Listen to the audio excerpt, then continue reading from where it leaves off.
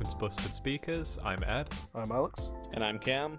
And today we're going to be reviewing the newest album from Lianne La Havas, her third album. This is a self-titled record.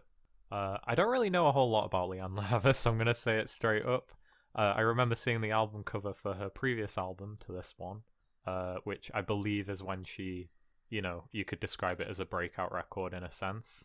But she seems to be kind of a modern-day figurehead in the genre that is neo-soul. And I think this album in particular, I don't know if this applies to her previous stuff, but it's definitely one of the more interesting releases in that genre of late. It's a genre that has very established tropes at this point that have been done incredibly well by artists such as Anderson .Paak and his band. But I'd say, just right off the bat, this album in itself, on its own, has me very interested in not only seeing what she's going to do next, but also going back and checking out those previous two albums, because this is great. Like, I think this is one of the easiest listens we've ever had to do for a review on here. I don't know if you guys agree. Definitely. Yeah, I absolutely agree. So yeah, what were your thoughts, Alex? Just to pass on to you. Well, I did actually hear her last album pretty recently, and I think this album was already being prepped for release when I was getting into it.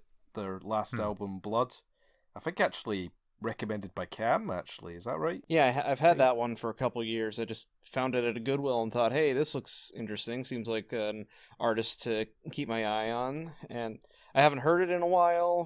But I mean, I do remember when listening to it, I thought, yeah, she's definitely one to listen to, even though at the time, and I don't know how I feel about it now, but just then I thought, I don't really think this album is quite that memorable, but, she's definitely talented, definitely has a great voice, and I'll keep paying attention. So, was I the one who recommended this album for review in the first place? The newest one? I believe it was me. Oh. Yeah, because the Weird Fishes came about. Right, yeah. Cover. Yeah, and that highly alerted us to her, because I think she was kind of on the maybe pile, to keep an eye on anyway. Yeah, there was that, and then I think I just, I've bought a few things from Nonesuch over the years, and her label Nonesuch Records, because they're also home to, David Byrne and some side projects of Nickel Creek members and that sort of thing, so I just saw, hey, she's got a new one out, we'll keep that tucked away, and then, yeah, The Weird Fishes. Well, seeing as you guys have both heard her previous record, would you say that trends a bit more on the pop side of soul music? Because I'm seeing the pop soul primary for that. Yeah, I'd say so, and even a bit more like art rock in a way. I haven't even heard that album that much before. I've definitely heard this one more. But the one thing from Blood I noticed that she said herself was she wasn't entirely happy with the production on it. And there's actually a EP called Blood Solo that is just her and bare production, just her and a piano. I think that was more what she intended the songs to be like in some way. It's interesting. So I have a feeling that this one is definitely more how she wants her music to sound like, because even though I really liked Blood, this feels like the real manifestation of how she envisioned her music to be from the beginning. This feels like there's a reason why this is a self-titled album. Yeah, I was just going to say that. I mean, I think we've had this conversation on a previous episode, so there's no need to go deep into it. But I think when an artist purposefully names an album after themselves like this, it's very much a statement of intent of this is almost like a new breakout for me. This is me revealing something that's definitely a bit more of a personal work to me, and I guess her saying that she wasn't super happy with the production on Blood speaks to that. Yeah, and I'll just say right off the bat, I love this album. I don't know how many times I've said on this channel, but my favourite genre of music altogether is soul music.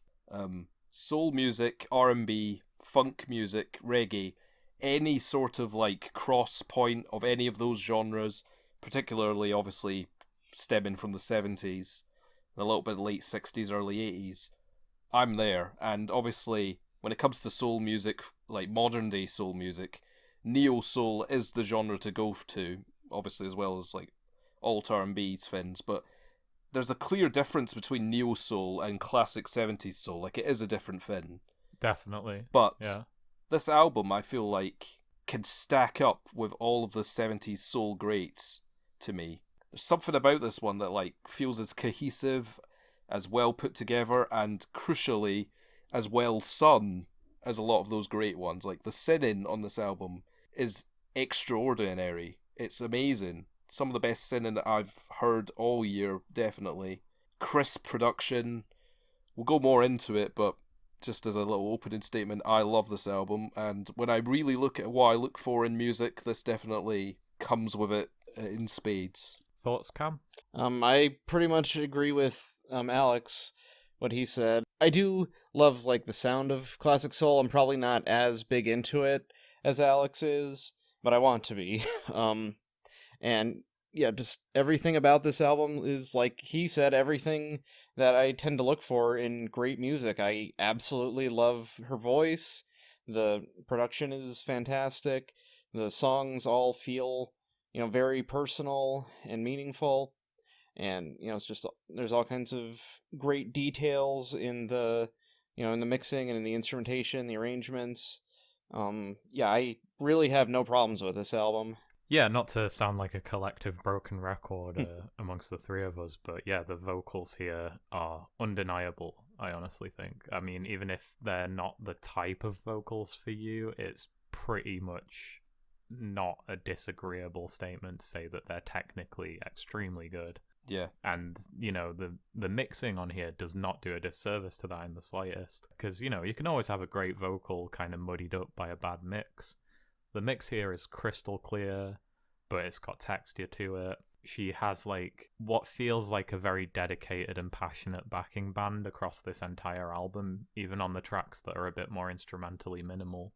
But the thing that really... I mean, I really agree with Alex. Like, I love soul music as well, and this plays into a lot of what makes soul music great. But I think the thing that makes this stand out for right now, for 2020... aside from just, her own unique passion and vision for this, is that it's a very interesting intersection of different genres without being outwardly obvious or showy about that. I agree.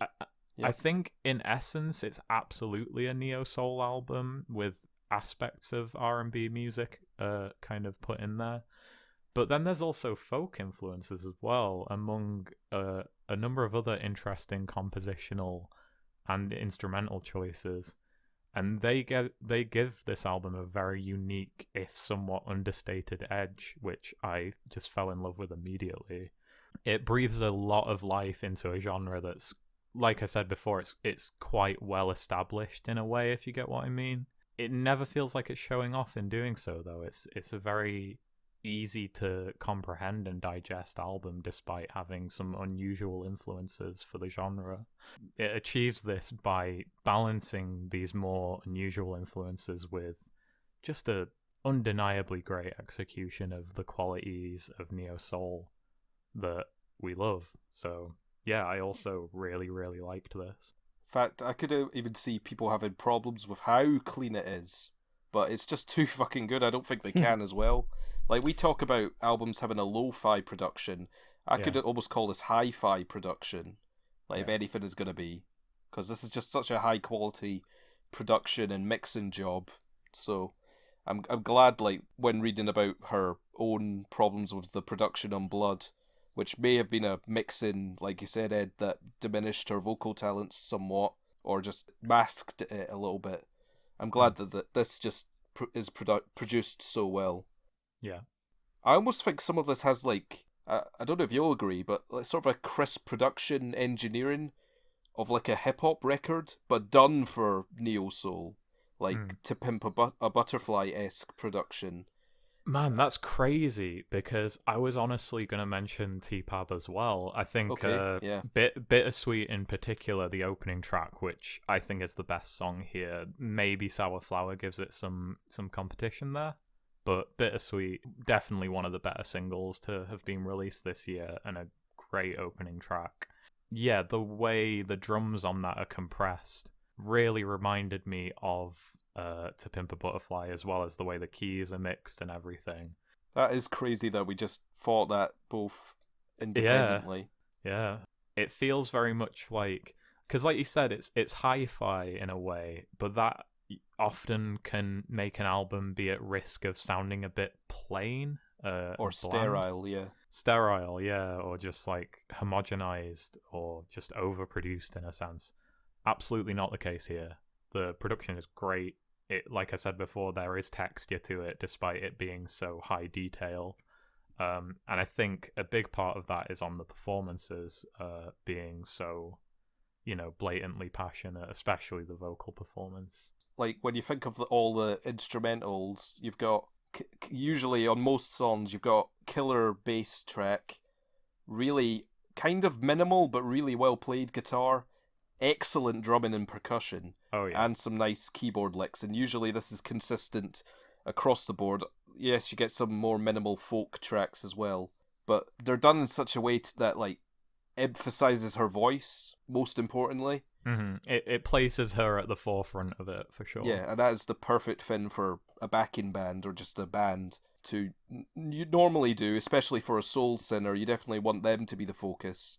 So they definitely do that here. Just to speak on Bittersweet again quickly, I think this is one of those songs where if you dip your toes just into this as a single and end up liking it, you'll definitely be primed to enjoy the rest of the album a lot too, because it's really damn consistent. But this does lead me to a criticism I have of this album. It's not a major one or anything, but it's what held me back from really, really loving it.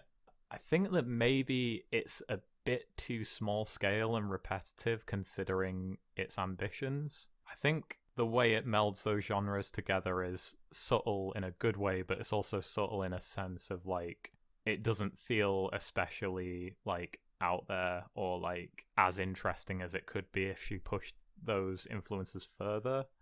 But it's really hard to say how that would affect the listenability of this album. Yeah, you've got to balance that. But yeah, I would have liked maybe a bit more of a wider sound palette on this album, honestly. Do you guys have it where you have Bittersweet full length starting the album and then just Bittersweet the single version at the end? Yeah, I'm not really counting the version at the end, honestly. I don't know if she intentionally put that in there as, like, to cap things off. But I saw Sour Flower as the closer. Mm-hmm.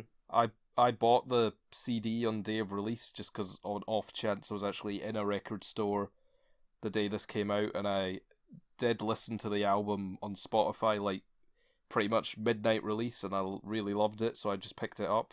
And the CD does not come with the, like, single edit at the end, obviously, because I think that would just be a waste of CD space. I don't know.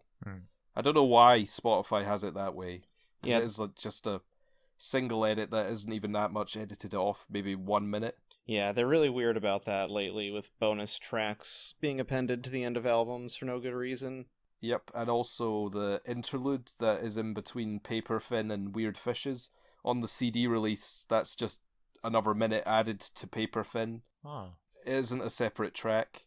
Yeah, so I don't know why they put Bittersweet at the end. Because if you want to hear Bittersweet again, you don't need to hear the single edit, just start the album again. Yeah. Exactly, like, that full-length version just supersedes any need to listen to the single edit. It's extended very well. It doesn't feel like it's overstaying its welcome.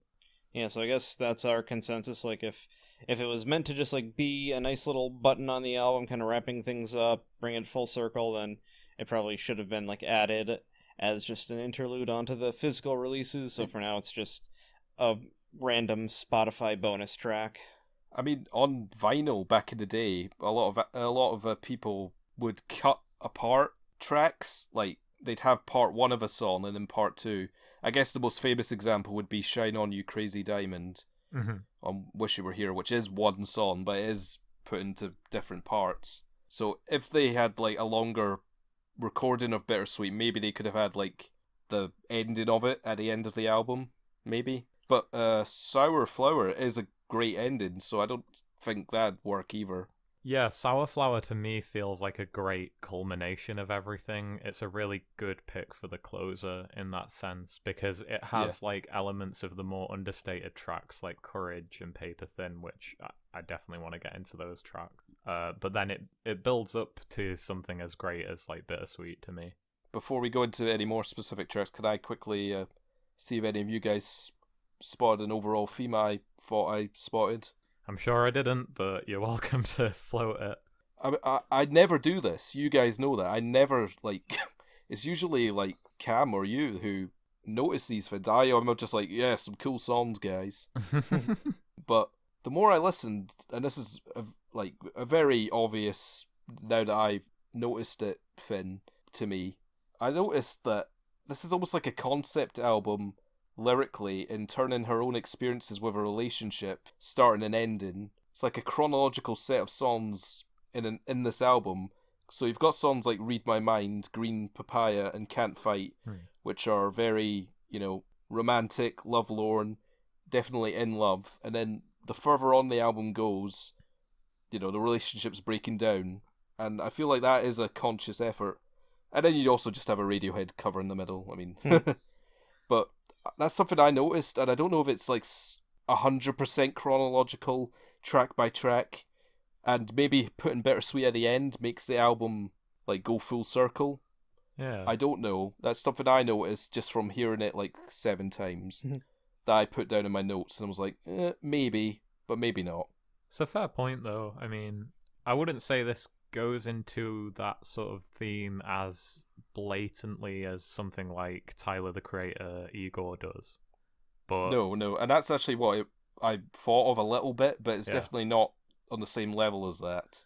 Yeah, I definitely caught onto the fact that it's like about, a relationship. I mean, even from just reading the titles, you get the sense of that. And Bittersweet is a great opener because obviously relationships often are bittersweet, and it goes into that way.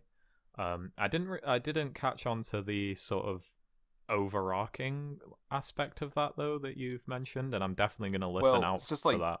Songs like 7 times saying on all the things that the person has, all the problems had, and pretty much over the person at that point in the album. Yeah. Alright, sit down, fellas. I got this. Yeah, there is a relationship breakup story to the album. Yeah. So, in her view, Bittersweet was kind of like an overview of the relationship, and then the album continues as 3 vignettes. So I assume it's just like Read My Mind, Green Papaya, and Can't Fight are like the first phase, then Paper Thin with the Out of Your Mind interlude, Weird Fishes and Please Don't Make Me Cry are, like trouble starting in the relationship, and then then the last tracks are the breakup and moving on part. And then apparently she also wanted the album to like reflect the life cycle of a plant or a flower. So with this and Petals for Armor, it's a very good year, 2020, for flower metaphors in pop music. That's true.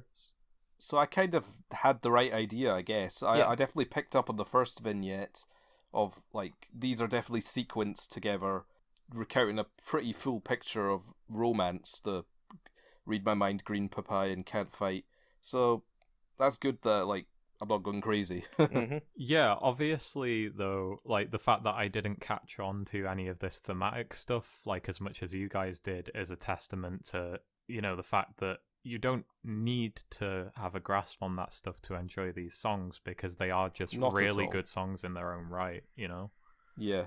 I'd say basically half the album, comprises some of the best soul music I've heard all year, I definitely want to discuss the Radiohead cover, though. I know we've name dropped it a few times, but it's Weird Fishes from the In Rainbows album.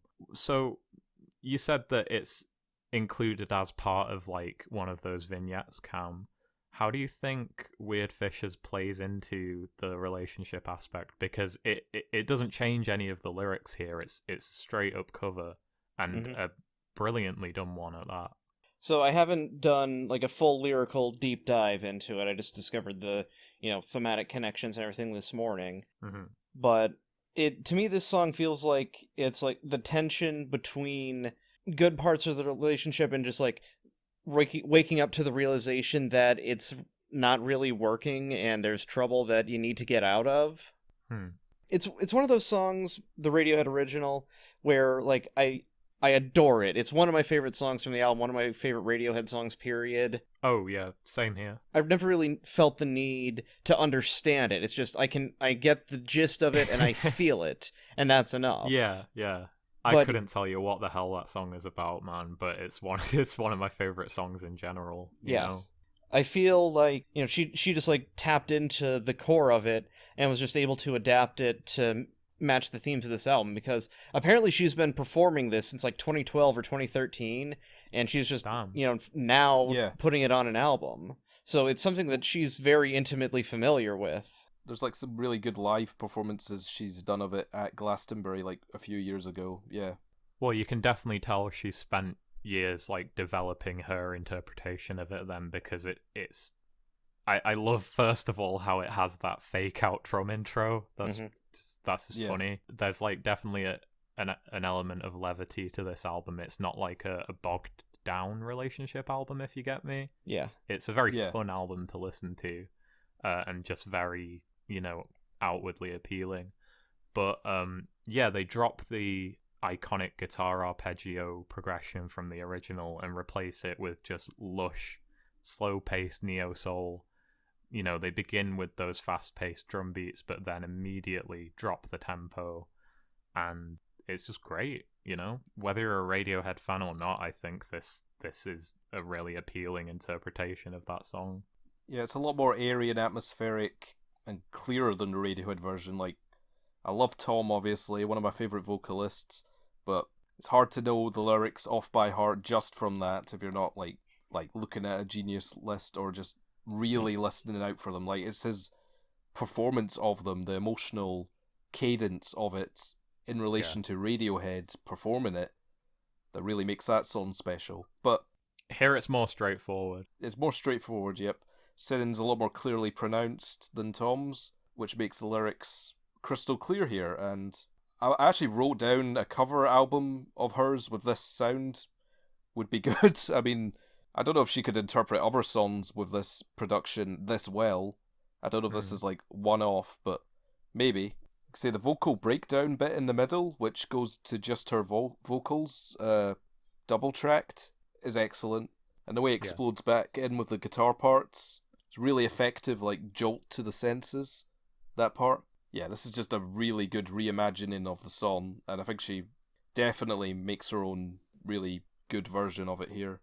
I mean, it's rare that you get like a cover song in the context of an album that's otherwise full of originals where it doesn't feel like a little bit out of place. It feels so well integrated into this progression across the album. There's one example, maybe Kelsey Lou's I'm Not in Love from last year. Yeah. That's a freaking great album as well. Like, just to have a little sidebar. Definitely listen to that if you're into this one. I'd say they have a lot in common. Just to move on from the Radiohead cover, because I have a point here that links to that. I found Courage to be kind of an unlikely highlight on here, considering how mellow and soft it is. And again, understated, I keep using that word, but like it applies to that track very much so. There's not too many elements in that song. It's not especially intricate compared to the rest of the track list, but it's such a great combo of strings, whistly synths, and bright guitar arpeggios that I actually think are quite reminiscent of a track like Weird Fish is.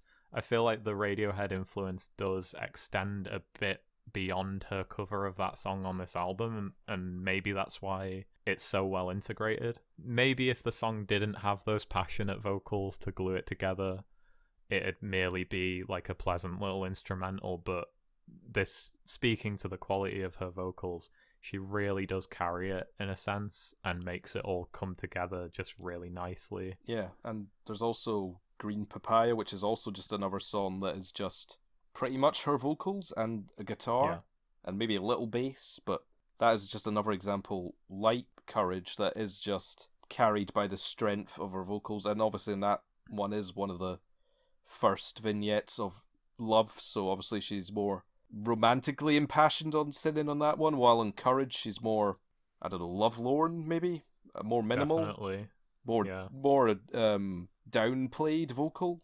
I don't know if that's the right Yeah, something like that. I'd say so, yeah. It's definitely downplayed. Maybe that's a better word for it than understated, honestly. I don't know, I think they both serve the vibe of the song pretty well, yeah. Yeah, Courage spoke to me, and this definitely fits into the narrative on a level of it seems to be about facing up to, the bad aspects of this relationship that's falling apart and having the courage to acknowledge them and rise above it. Yeah. Just again, from looking at the track titles, Bittersweet, Sour Flower, Courage, there's enough, little inclinations of what these songs are about before you've even listened to them, but then they do go deeply into it without it being overly intricate or complex or difficult to process. And that's a really good quality for an album like this that could be described as, a slightly more commercial album, not so much in the sense that it's compromising in any way, but at the same time it's not super experimental or anything like that. It's not really out there. But yeah, on the other side of things, you've got tracks like Read My Mind and Can't Fight that are definitely a lot more groove-centric, which is another aspect of soul music that is incredibly appealing, and she pulls it off here. I had my head bobbing to a bunch of these songs. Yeah. Bittersweet as well, for sure, They're very head bob-worthy songs, for what that's worth. Definitely. Yeah, and those aspects of it definitely helped me connect it to soul music of old, just appreciating the fine art of groove. If a song hasn't got groove and it's soul, it's not going to get very far with me, so these songs definitely went quite the distance with me. I definitely appreciate both the respect of soul of old, but also just the fresh sound of this album. It's definitely very apparent throughout, yeah.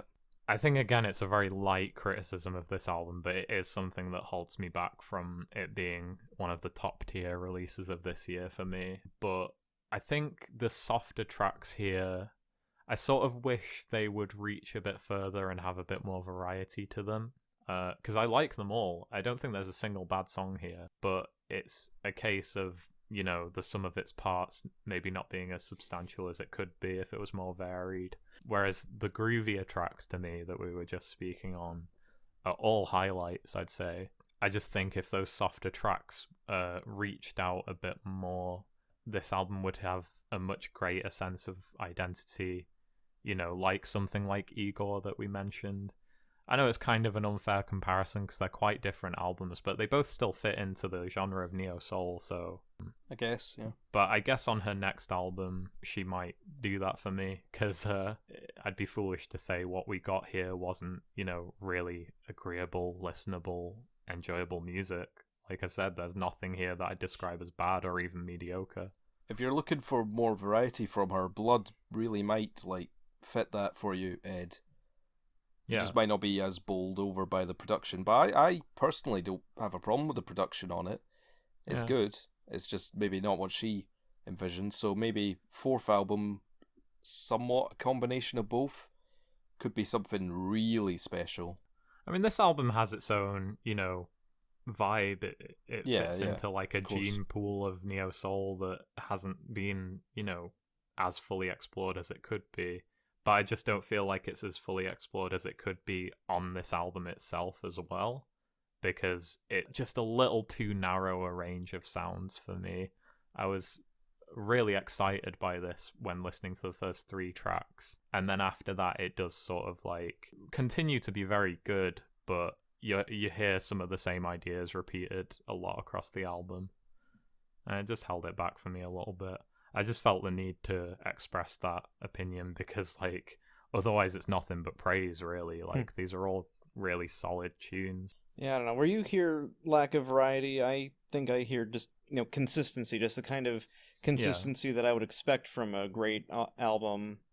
It's Same. both, really. I don't really know how to explain it fully. I just think it doesn't go all the way for me in the consistency department or the variety department. It's kind of like this little in-between that I find not even frustrating, but just I just feel like it could have been better. Alright, Cam, what are your closing thoughts on this one? I feel like I didn't say a whole lot during this review, which, that's not that uncommon. I'm not very articulate. But Like, this album has left me with the strongest impressions of pretty much any album that we've reviewed since bringing Busted Speakers back, and I've only been listening to it for 2 freaking days. Wow. Wow. I wish I could say the same, man. Yeah, just like with just the sound, the emotion of the songs. Like, I wouldn't put any of, like, most of the songs that you guys have mentioned as standouts necessarily. Like, I mean, Bittersweet obviously is a great opener. But like some of the other ones I think just like need a little more time to open up to me, but I just know that. What about Sour Flower? I mean, yeah, it's a great closer. Like, I can tell you that right now. I would have trouble humming it if you asked me to, but again, like, I've only been listening to it for 2 days, so you just need to sit with it a little. Yeah, I need to sit with it, and I'm going to enjoy sitting with it more than like even any other album that I have liked so far since we've been back reviewing. And I'm just going to look forward to every single thing that she releases for the rest of her career. So, wow. Yeah, this one is seriously album of the year material for me. So I'm gonna do something I almost never do in the duration of Busted Speakers. I'm gonna give a 9. Wow. Track picks? Oh yeah, track picks. Obviously, like I said, Bittersweet is a killer opener. Weird Fishes is just, it's a god tier cover. Like, I struggle to think of a, cover that's better than it. Like, I mean, there's equals, but I can't think of anything that is like, yes, that is a significantly better cover than Lianne La Havas's cover of Weird Fishes by Radiohead. You're speaking in terms of like one of the best covers ever. Yeah. Wow. Okay. Wow. Like, yeah. In my opinion, like I mentioned to you in the chat, Alex, that like I think I mentioned that hearing her sing it, like she has a much clearer enunciation than Tom York does. So like finally revealed, that the lyric is "Your eyes they turn me," when for the last 12 or so years I've thought it was "Your eyes they tell me." Yeah. I'm guilty of the same mistake. Yeah. So, like, and like it just helped me appreciate the original song more. Like, it helped me figure out the meaning of it besides just the feeling. You can't say that about every cover that you hear. No, you can't. Yeah. And yet at the same time, my favorite song is "Can't Fight." That's a killer tune. Yeah. The grooves on that one, man. So yeah, good. and I love the guitar. The guitar in that thing is so freaking perfect. Just like when it gets to the the chorus, the "I can't fight away this love," then you hear that down and all that. It's so good stuff. Yep. Yeah. Sorry to disappoint. I loved it. Oh man, I'm really glad you did. I hope this album opens up a bit more to me now that I'm more aware of the narrative aspects of it, because I was just here just enjoying the songs on a purely visceral level. Definitely catching on to the relationship theme, but not exploring it as much as I probably could. So take this with a grain of salt. It could grow on me. At the moment, I'm going to give it a solid 7 out of 10. Like I said, I've expressed some criticisms of maybe a lack of variety. And, like, yeah, that does speak to its consistency. But again, I feel like there's ways of doing it so that it feels very consistent, like it's always its own sound world, but also you can be consistently surprised by it. I sort of stopped being consistently surprised by it after the first few tracks set up a lot of, the ideas that are present throughout the album. But that's a very small criticism. Like, there's not much bad I can say about this album. Bittersweet's one of my favourite singles of the year. The Radiohead cover, Cam said pretty much everything I would say. It's one of the best covers I've heard. And not to speak about Radiohead as if they're this like sacred cow, because I don't really like this mentality, but just covering Radiohead in particular feels like it would be a bit more challenging than covering a band like Muse or something. Well, you know the story of another cover of theirs, right? I can't say I do, if we go on a little tangent. Well, Peter Gabriel has a covers album from, 2012 or something. Where he just, it's the Scratch My Back and I'll Scratch Yours project, where he would cover a ton of artists, and the idea was that they'd all cover his songs. I don't know, it's probably some industry insiders planning it really, but I don't know. Anyway, he covered Street Spirit Fade Out. Yeah.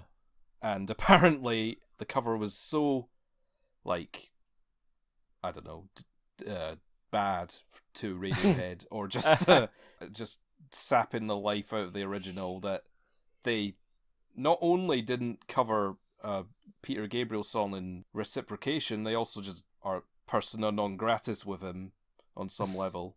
I don't know exactly. I don't know if they're like not cool with him on any level, but yeah, that was like an example of covering a Radiohead song that did not go well. I mean, the original Street Spirit is such a powerfully emotive song. Like I said, not to treat them like a sacred cow or anything, but like, you know, it requires some fucking talent to be able to pull that off and do it in your own way. I'm not a fan of covers that you know, just sound the same as the original song, and that speaks to how good the Weird Fishes cover is here. She really brings her own perspective to the song, even without changing any of the lyrics. I guess fitting it into this narrative of these 3 vignettes really helps that. But yeah, 7 out of 10. I'd say track picks, Bittersweet, definitely, Weird Fishes, and torn between Courage and Can't Fight. Just for the reasons Cam mentioned, Can't Fight's absolutely a favourite for me as well. I really love Read My Mind as well. It's just some of the lesser tracks that just feel, you know, like pretty good neo-soul to me, but like, I definitely think Lianne La Havas has the potential to release an album that I will fall head over heels for in future, from gauging the progression of her discography so far. So, really solid album, highly recommend it, 7 out of 10. Basically cut and paste what Cam said, basically. I mean, this is everything I'd want, theoretically, from a neo-soul album. Excellent singing, masterful band playing that is just faithful, creative, interesting, but also just giving Lianne space to move in the arrangements to fully flex her vocal talents. I'm just still kind of happy that I picked up on the kind of vignettes thing, like without looking at anything. Like, I feel like I'm just happy with myself on that, as if I've gotten a little bit better at noticing themes. I mean, if you listen to the album 7 times, you'd hope that would happen to me, right? Yeah. Yep. Well, it's on you as much as it's on the artist, you know, because artist intent is one thing, but if they can't get those ideas across effectively, you not picking up on them is not necessarily your fault. But she obviously does get them across effectively. Like I said, I didn't fully pick up on them. That has more to do with me than it does to do with her. But it's because the musical aspects of this are so strong in and of themselves. They were just doing it for me. Pass it by, and that's fine, because the musical aspects of this are so strong. I am also going to give this a 9 out of 10, and yeah, just it also is album of the year material. Definitely in the top 5-10 range right now. So, track picks, exact same as you guys. Bittersweet, Can't Fight, and Weird Fishes. I mean, Sour Flower is very close to it, but I actually kind of sometimes think the ending is just a little bit too long. Yeah, I get you. But that's all. It's not perfect. It's not perfect, but it definitely is a really good closer. So yeah, really excited to see what she'll do in the future. Could not be very much happier with this. Okay, excellent. Well, we hope you guys listening enjoy this as much as we did. And yeah, check out Lianne La Havas's. I hope I'm saying her name right. I know, we've just been saying it like that the whole time. Yeah, like I'm the one who went and looked up how to pronounce it. I think I screwed it up. Oh no. Oh no. Well, if people can call Bjork, then we can call anyone anything, can't we? That's an awful logic to live by. Oh my god. Keep this all in, Alex. Yeah, if you like this review, drop us a like, subscribe if you want to. You can follow us on Twitter at _BustedSpeakers. You can follow Cam at SubProspector. And yeah, feel free to check out our other album reviews. And we'll see you guys next time. Bye. Bye. Bye. Bye.